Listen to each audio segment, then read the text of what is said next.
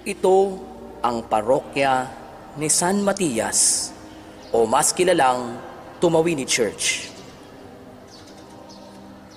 Ang Tumawini Church ay unang ipinatayong yari sa kahoy ni Padre Francisco Nunez, Order of the Preachers, isang paring Dominikano, at inialay sa patronato ni Apostol San Matias noong taong 1707. Nahiwalay sa Kabagan at naging isang ganap na bayan noong taong 1751.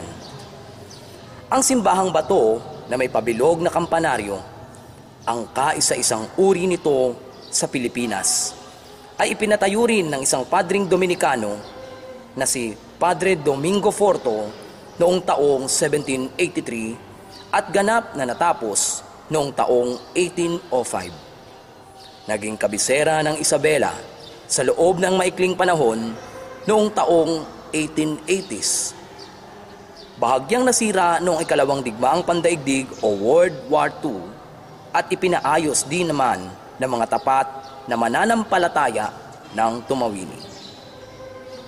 Sa bisa ng kautusan ng Pangulo bilang 260 auno ng Agosto taong 1973 na sinusugan ng mga kautusan bilang 375. Noon din namang ikalabing-4 ng Enero taong 1974 at bilang 1505 ikalabing-1 ng Hunyo taong 1978. Ang simbahang ito ay ipinahayag na pambansang palatandaang makasaysayan o National Historical Landmark noong 24 ng Pebrero taong 1989. Noong ika-1 ng Agosto taong 2016, sumabog ang isang balita sa isang social media account, Facebook, sa isang post ng isang concerned citizen sa bayan ng Tumawini na kanyang sinasabing may nagaganap na anomalya sa loob ng belfry o kampanaryo ng simbahan.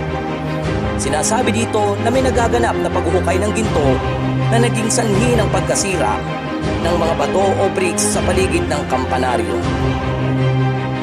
Sinasabi din sa pahayag na may nawawalang kampana sa itaas ng bell tower. Mula sa social media account ng Facebook, pinahayag din ng nagpost na ito na may mga nakitang mga sako sa mismong unang palapag ng kampanaryo. At meron din namang sinasabing may nakita rin daw na mga pala na sinasabing ginamit sa paghuhukay sa ibalalim ng kampanaryong ito. Umani ng samut-saring komento o opinyon mula sa mga nakakita sa post na ito, kaya't madami ang mga tao ang nadadamay dito. Higit sa lahat, ang kasalukuyang kura paroko o parish priest ng parokyang ito na si Reverend Father Angel Luga. Narito po tayo ngayon sa harapan mismo ng St. Matthias Parish o mas kilalang Tumawini Church. Ang Tumawini Church po ay isa sa pinakamatandang simbahan na matatagpuan po natin dito sa bayan ng Tumawini, lalawigan ng Isabela, dito sa ating bansa sa Pilipinas. Ang simbahan pong ito ay yari sa mga bricks at makikita po natin meron po ditong pabilog na bell tower na kung saan maraming turista ang pumupunta at tinatangkilik ang simbahang ito at maraming din po ang naaantig ng kanilang mga mata sapagkat napakaganda ng simbahang ito sa kanilang mga puso. Kung ating pong makikita, ang simbahang din pong ito ay halatang halata na unti-unti pong nasisira. Unti-unti nang nasisira yung mga structures niya, yung mga bricks gaya po nitong nasa tabi natin.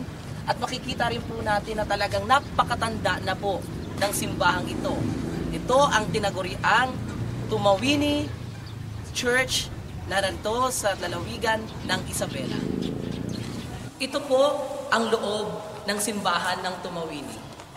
Atin pong makikita sa loob ng simbahan ito ang pagkaluma at bahagyang nalalaglag ang mga bato, ang mga bricks dito sa loob ng simbahan.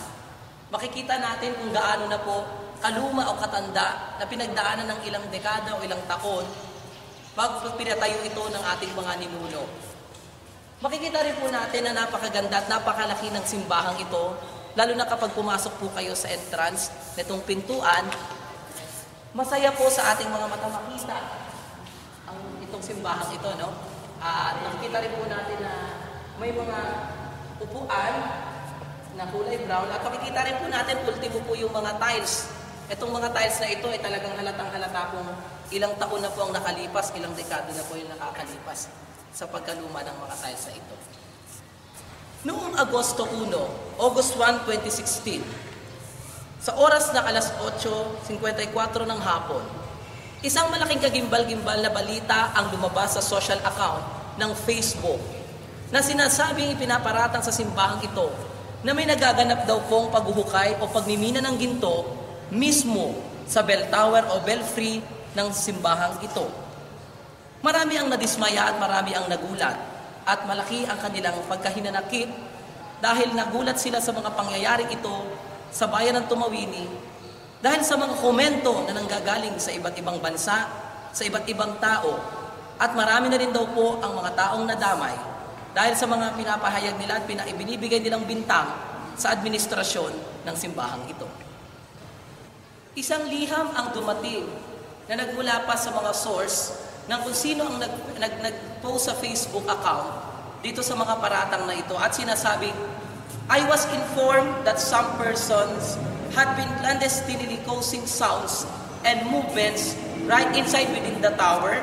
It is reasonable to believe that they are not into excavation or any digging.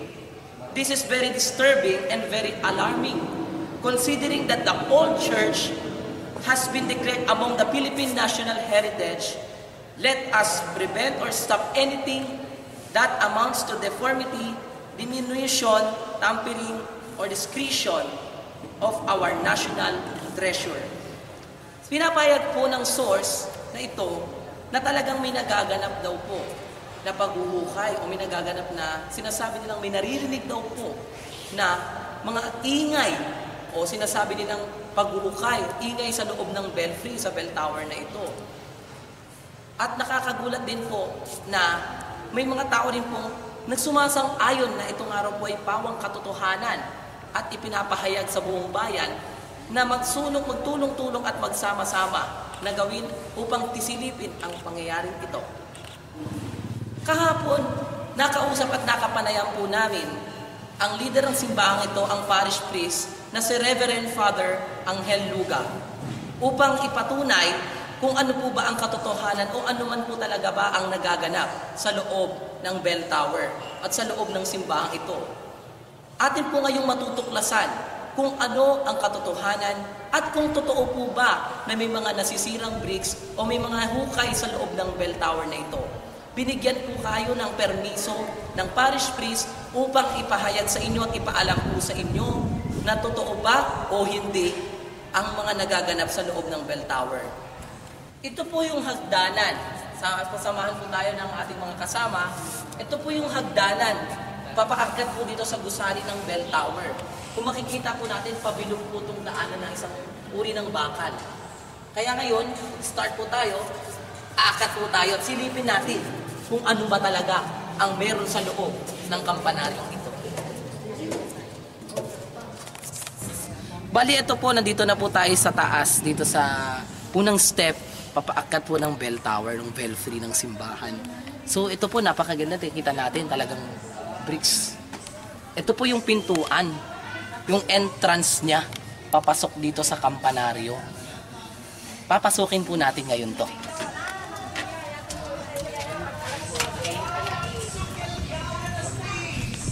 Narito na po tayo mismo sa pinakauna dito sa baba ng belfry. Yung pagkatapos natin sa entrance, papasok tayo kasi medyo madilim po talaga dito. Narito din po yung mga kasama natin na si Brother Melito Cuenta, si Sister Carmi Dakulog, tsaka si Sister Tessie Kababay ang makakasama po natin sa pag-akyat po dito sa bell tower. Ito pong unang palapag na makikita natin, mayroon po kaming nakita dito na dalawang sako. No? Mayroon pong dalawang... Sister, ano pong laman nitong mga sako na to? Ito sa nakikita ko po ay mga bato at saka broken bricks po. Oh, yan. Opo. Anay ba ito po? O yan, lahat. O, tingnan niyo, baka iba ang mata ko. O yan, o. Ay, meron po siyang makita po natin mga kababayan. Meron pong mga bato. Pero yung mga bato po, ito yung mga bato na hindi naman nakadikit dito. Mga bato to na patong buhay. Pero kung may makikita po tayo, ito po ba Sister Bricks po ito, no? Yeah. Meron pong Broken. kapiraso, broken bricks po. Yung bato ng bricks. Ito po. Meron din dito, ano ba ito? Sand. Dumi lang yan. Itong sand, yung pinagwalisan. Ah, yun po. Yun po yung mga sand, yung mga may mga buhangin po dito. Ang nilalaman po ng dalawang sakong ito ay mga bato. Hindi po lahat bricks eh. Kasi yung iilan lang po yung mga bricks na laman nito.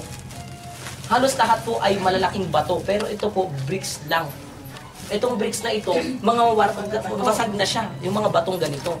Hindi po to bricks ha. Ito po ang bricks. Ito po patong buhay. Kung tawagin. So, ibig sabihin, ang nilalaman po ng dalawang sakong ito, dadalawa lang po yung sako na nandito. Ha?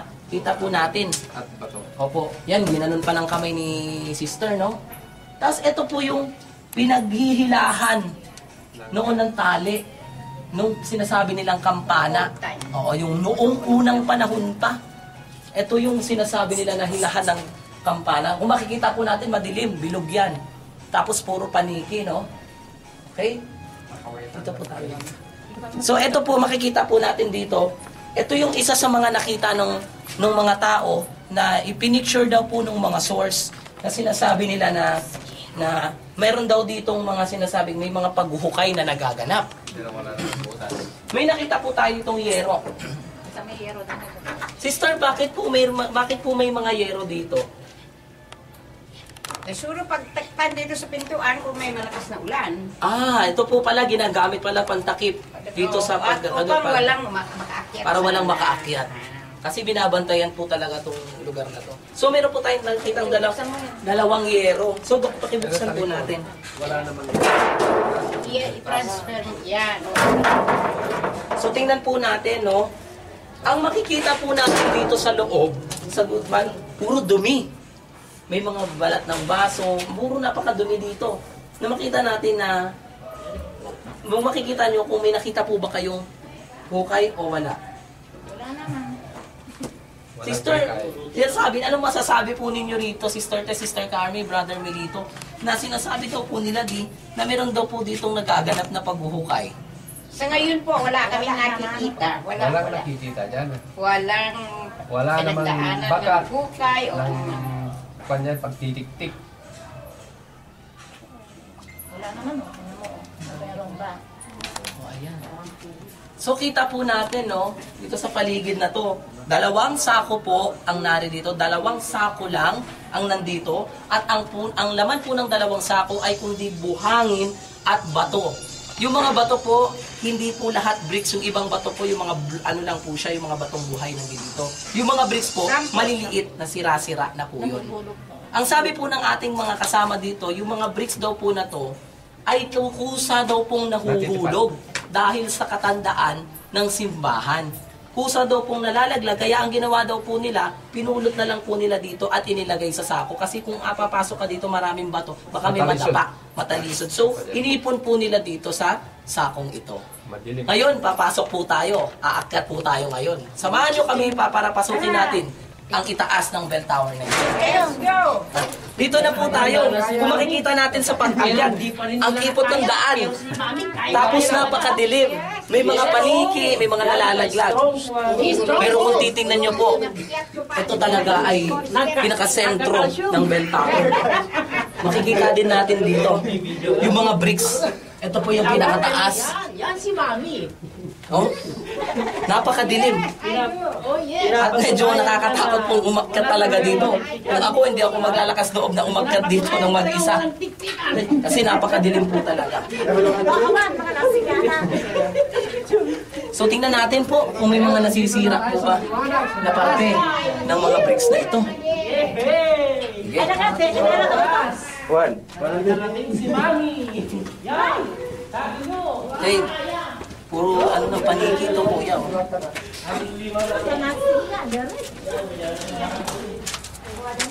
So ito na po. Kakapag. Aray.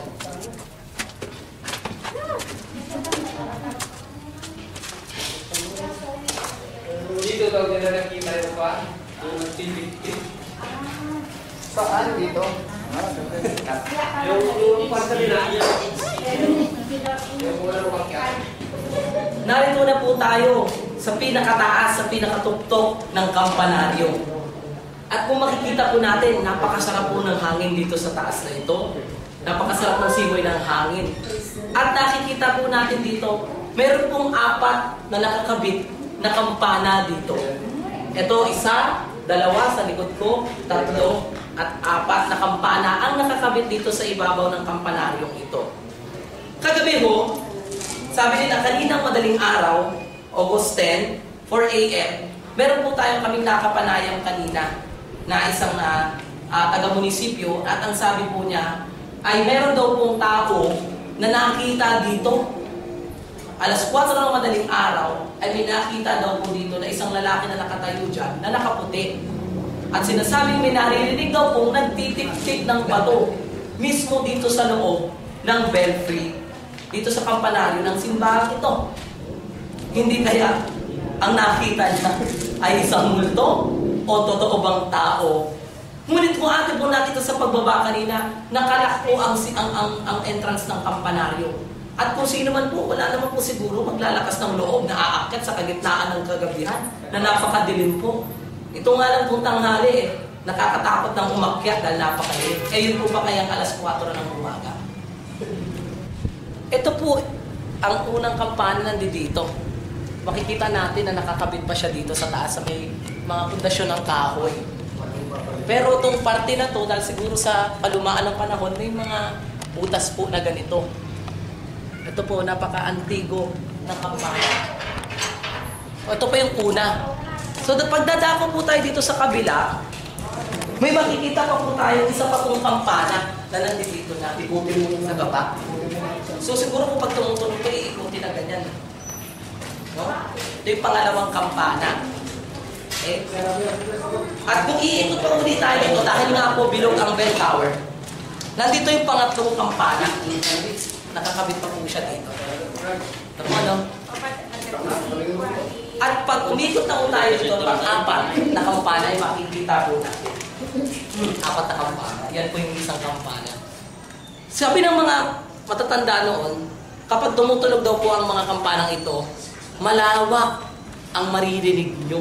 Dahil sabay-sabay silang iikot, magandang pakinggan sa mga taga rito sa Tumawini, sa buong bayan na to. Dahil yun po ay simbolo na magkakaroon na po ng misa. Kaya maraming tao ang nakikidalo ng misa kapag naririnig na po nila ang tunog ng kampana ito. Narito po tayo at kasama po natin yung ating mga kapwa parishioners, yung mga sisters dito sa ating simbahan. Sila po yung mga naririto nung mga time na bago po naganap yung mga sinasabi nila tungkol dito sa kampanaryo. Makakapanayan po natin ngayon sa umagang ito si Sister Carmi Daculo, si Sister Tessie Cababay at si Brother Melito Cuenta upang ipatunay po sa inyo kung ano nga po ba talaga ang katotohanan, kung ano po ba talaga ang totoong nangyayari po dito sa mismong loob ng kampanaryo. Kung totoo po ba ang mga allegations, kung totoo ba yung mga paratang na binibintang, na talaga bang may nagaganap dito na krimen na sinasabi ng ating source dito sa loob mismo ng kampanaryo. So, narito po si Sister Carmi. Ako po si Sister Carmi Daculo, na taga Barangay 1 po. Miyembro po ng BNP or Banal na Pag-aaral at bilang Vice President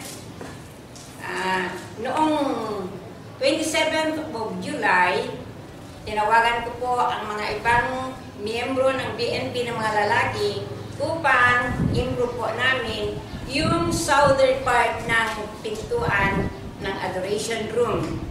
Mismo doon po sa kantina, tabi ng tower.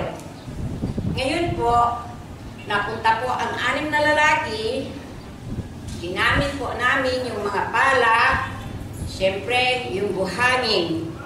Kaya doon kami nagtrabaho doon sa pintuan sa araw ng 27 po ng umaga. At nagtataka ako kung bakit na natawag ako na ma-interview at ngayon nasali ako. May tanong po ba ako, maaari po ba? Ang aking tanong po ay, sino ba ang source nitong gumawa ng istoryang ito. Gusto namin po sana mapanayam naman kung sino ang naglagay sa Facebook po. Okay. Salamat po, Sister Carrie. Ngayon naman po, tatanungin po natin si Sister Tess Kababay, ang president po ng Charismatic Group at member din po ng BNB. O kung ano po ba ang Sister Tess, ano po ba ang masasabi ninyo laban dito po sa mga sinasabi nila na may nag-aaganap nga daw po ba talaga na pag-uukay dito? Ano po ba ang nakita ninyo simula nung umakyat tayo, papaakyat po dito sa kampanaryo? Ay naku Brother Jill, takot akong umakyat. Takot ako talaga sa height. Opo. Pero dahil gusto kong patunayan, kung totoo nga yung nakalagay sa Facebook, talagang inakyat ko. Ito na nga, ang ganda-ganda pala dito. Ito ang bell. Wala naman po pala, hindi po pala totoo yung mga nakalagay sa Facebook na meron mga naguhukay dito sa kampanaryo. Mahal namin ang tumawini mahal namin ang aming simbahan. Kung meron man gano'n, syempre, isa kami sa mga gwardiya ng simbahan namin. Diba? Ano, G? Okay po. Salamat po, Sister Tess. Talagang sila po, sabi nga po niya kanina ni Sister Tess, halos ayaw po niyang umakyat kanina doon sa baba. Pinipilit na lang namin siyang umakyat kanina. Pero nakakatakot po dito po kayo sa taas sa gawing ito. Makapakita niyo, halos makikita niyo po ang buong tumawini dito. Napakaganda po. Overlooking nga daw. Ang ganda hanggang Delphine Albano, kabilang bahay ng tumawini. Ngayon po, si Brother Melito Cuenta, tatanungin po. Thank you po, Sister Tess. Tatanungin po natin si Brother Melito. Brother Melito, tungkol dito sa mga narinig natin na alingaw-ngaw, sinasabi ng mga nangyayaring krimen dito. Ano po masasabi? Dahil kasama daw po kayo sa mga gumawa doon sa, totoo ba kasama kayo sa mga gumawa dito sa, kung bakit may pala daw natatagpuan pa dito? Ay po? Ako po si Brother Melito Cuenta. Isa rin ang trabaho doon sa pinagawa ni Mami kami sa ibaba. At tutunayan po namin na wala namang nagagalap na pwedeng dito ako pagtiktik na makat dito sa tower. At salamat po sa inyo. Okay po. Thank you po, Brother Melito. Mga minamahal na kababayan, nakapanayam natin ang mga miyembro ng ating simbahan. Kami pong lahat ay mga volunteers at mga membro na tagapaglingkod dito sa simbahan ito. Ito ang St. Matthias Parish, Tumawini, Isabela. Nakapanayam natin silang tatlo, na kanila mismong pinatunayan at kanila mismong sinubaybayan ang totoo at ang katotohanan, tunay na katotohanan dito po sa nagaganap na sinasabi nagaganap sa loob po ng kampanaryo ng bell tower na ito. Okay mga kasama, nakita po natin ngayon dito. Meron po tayong mga kapanayam din at tatanungin din natin may nakita tayong mga estudyante dito. Ang mga estudyante po ng School of St. Matthias. Ito pong School of St. Matthias, nandito lang po ito sa baba ng bell tower sa kampanaryo. Ito po yung eskwelahan nila. Ngayon tatanungin natin sila, ano ba ang nakita nila dito ngayon sa pag-akyat nila simula sa baba na palapag? Ano bang nakikita ninyo dito mga youth?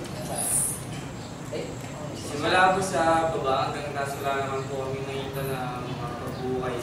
Wala naman pong pagbabago sa struktura ng tower na. Hey, wala doon nakita natin, narinig natin. Kayo, ano masasabi ninyo dito sa na to? Kaya kung meron man pong bago dito, makikita po ng mga estudyante po ng School of St. Matthias, wala naman. Okay. Pakalinaw po na sinabi po mismo ng ating mga estudyante dito sa baba. Kasi kung sabi nila kanina, kausap natin sila, sabi nila, kung may nakikita raw, kung may narinig sila dito na pag-uukay o kung ano man, makikita at maririnig po nila yan. Kasi ito lang sila, kantin po nila yung baba. So sila po, yung mga estudyante, ay mga concerned citizens, concerned parishioners din po natin sila dito. Dahil member po sila dito, mga estudyante po sila ng School of St. Matthias. Ito po yung parochial school na under din po sa ating church. So, ngayon po, makakapanayam din po natin sa araw na ito ang isa sa mga staff o sa mga office workers ng parish office ng St. Matthias Parish dito sa Tumawini Church. At siya po, ang pangalan po na si Antoinette. So si Antoinette po, isa sa mga kasama dito nung umakyat daw po sila dito nung nakaraang linggo. So, Antoinette, ikwento mo sa amin, sa ating mga tagapakinig, sa ating mga tagapanood, na gusto nilang malaman kung ano ba ang nangyari nitong Biyernes. August 5 po, nag-visa po si Father ng first Friday po, kasama yung mga BN. In-announce po, pagkatapos pa ng visa, in-announce niya po sa mga nag-visa na pwede umakit po sa bell tower. Kaya nasa akin po yung susi. Kaya sinabi po sa akin ni Father na bubuksan ko daw po yung bell tower. Kaya po yung mga source po, sinamahan ko po siya at umakit po kami sa bell tower. Kasama ko po yung source sa mga BN. Okay, kasama mo yung source nito. Ngayon, nung umakit yung mga source natin dito, nung pag nakarating ba sila dito sa taas, nakaakat sila, kasama. Okay, anong sinabi? Anong napansin nila? Anong sinabi yung mga sinabi? Anong masabi ng mga source sa'yo nung pag-akyat nila dito? Sabi ng source sa akin, hindi na ba nakakakit si Father dito? Ay, hindi na po. Ibig sabihin si Father Angel, hindi na nakakaakyat, hindi siya nakakaakyat dito sa lugar na ito. Ay, hindi po nakakakit si Father. Dahil bakit? Bakit hindi nakakaakyat si Father Angel? Kasi po may plastic po si Father sa puso niya. May akat po na barado sa puso niya, kaya hindi po nakakakit si Father. It means, mga kababayan, si Father Angel Luga po ay hindi raw po nakakaakyat na talaga sa lugar na to dahil si Father Angel po pala ay nag-endoplasty, meron po siyang sakit sa puso. So hindi niya po kayang makarating dito kasi 2 hagdanan po yan. Napakataas ng pag-akyat dito sa bell tower. So hindi po nakakaakyat si Father Angel Luga dito sa part na ito.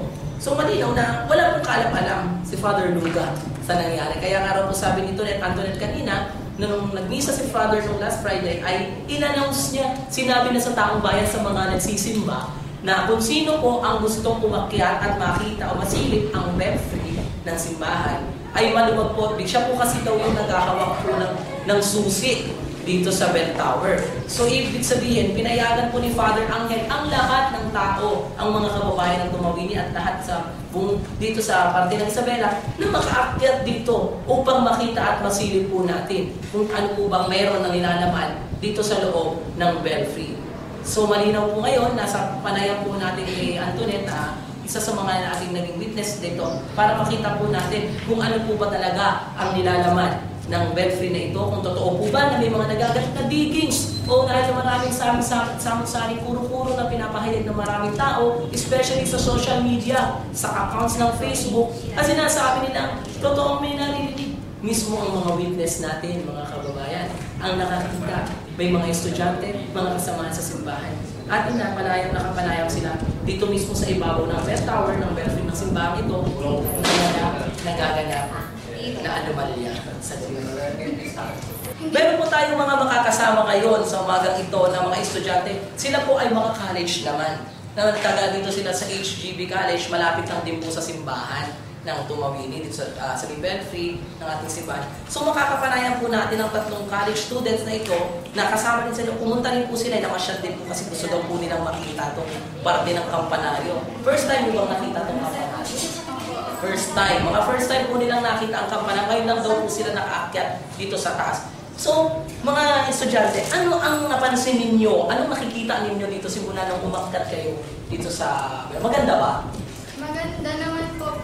Tapos, nung pag-akyat po namin, madilim, pero kinailangan po namin gumamit ng flashlight kasi po baka mahulog po. Kung kailangan nilang gumamit ng flashlight, maganda ba sa paningin ng maraming tao? Opo.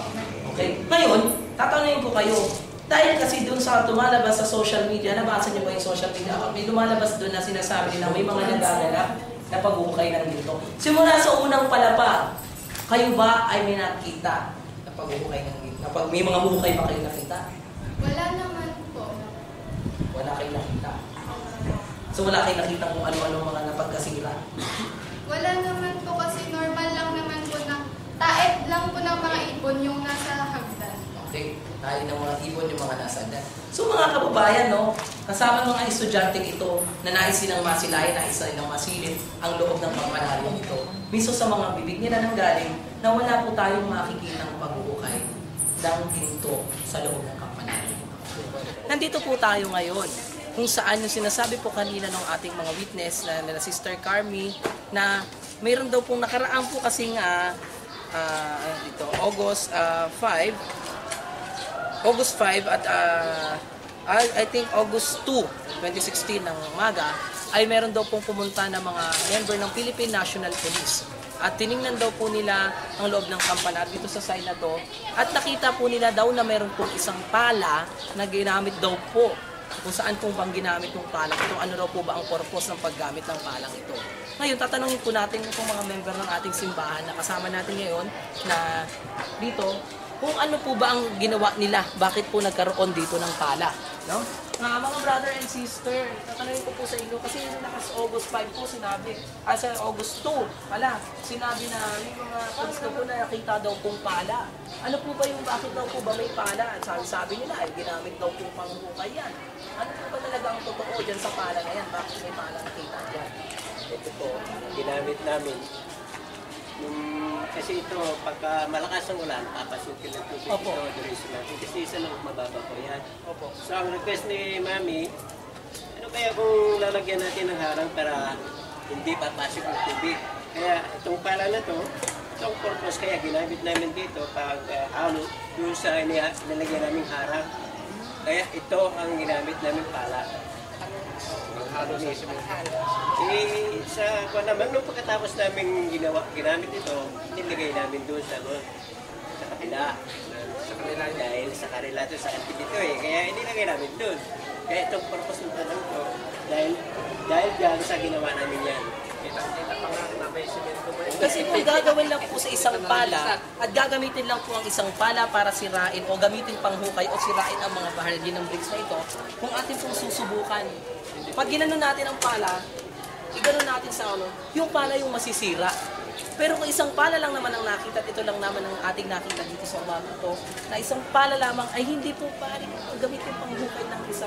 Kung makikita natin ito, ang purpose ng palang ito ay upang gawin ang sementong ito na nagsilbing harang para hindi daw dumaloy ang tubig sa loob nitong kanilang adoration chapel. Ito po dito po sila nagdadasal kasi mga prayer leader po sila. Ito po yung bagong gawa lang po itong semento na to. No? Kaya mga kababayan, nasa palang ito, yung pala na yan, ay ginamit po para dito.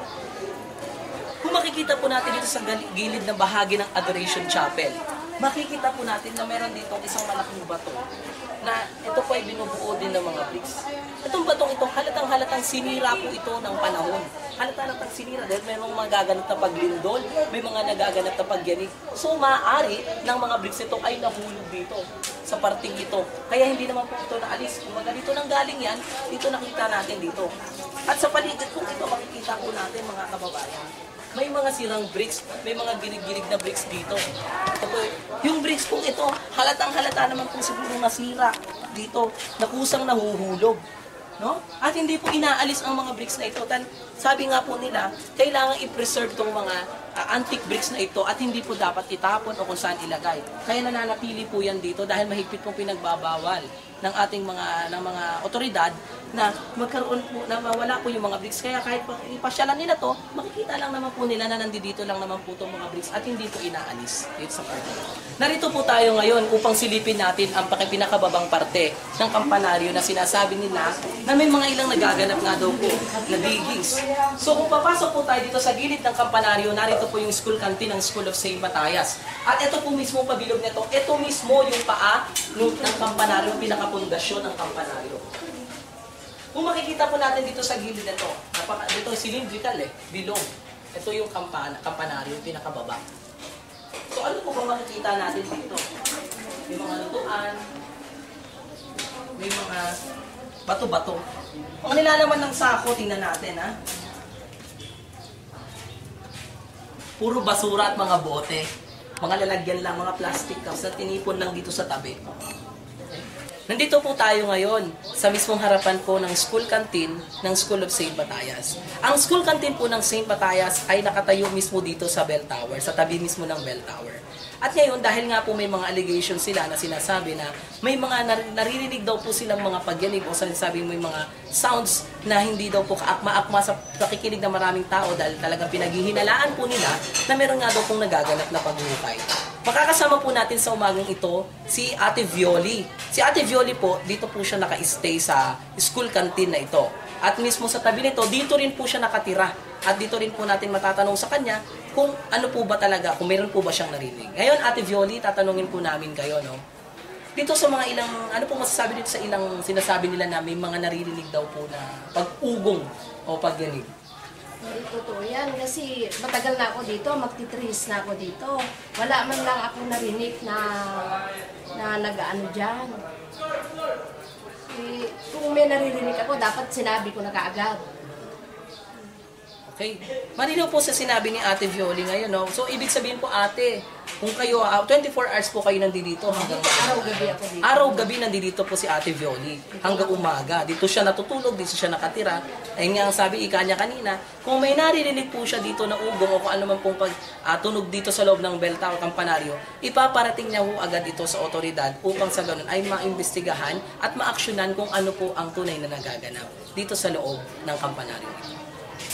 Mga minamahal naming kababayan dito sa bayan ng Tumawini, mga kaparokyano, parishioners ng St. Matthias Parish, ng buong lalawigan ng Isabela at buong bayan ng Pilipinas at sa buong mundo.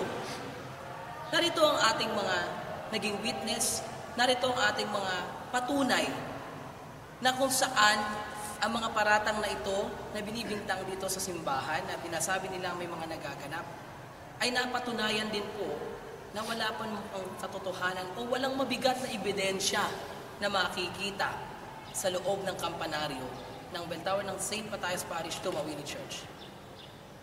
Alam natin sa nakakalungkot isipin ng mga nagsasalita laban sa Facebook account na ikinasama ng loob ng ating mga namumuno mula sa simbahan, maging sa ating munisipyo ni Father Angel, maging ni Mayor Arnold Bautista. Sa pagkakataon pong ito, ipabigay natin ang huling mensahe ng ating mga kasama, ng mga co-workers dito sa ating simbahan upang magbigay ng kanilang patnubay at makinong patunay para sa inyong lahat. Sister? Mga kababayan, lahat ng mga OFW na galing dito sa bayan ng Tumawini, all over the world, nagsasabi kami ng totoo na walang nangyari dito sa kampanaryo ng Tumawini. Ang totoo, yung mga nakikita nilang mga pala o anuman doon sa, malapit doon sa kampanaryo, ay ginamit po namin yun noong 27th of July na pag-improve doon sa pintuan ng adoration room. Nag-mix ng graba at saka yung mga simyento. Kayo mga tao na gustong manira, please close your mouth. Gawin ninyong mabuti, hindi sa masama. Huwag kayong maninira sa kapwa natin, lalo na po ang ating pare, ang ating mayor, na sila ang talagang mga leaders natin dito sa bayan ng Tumawini. Yan lang po ang aking masasabi.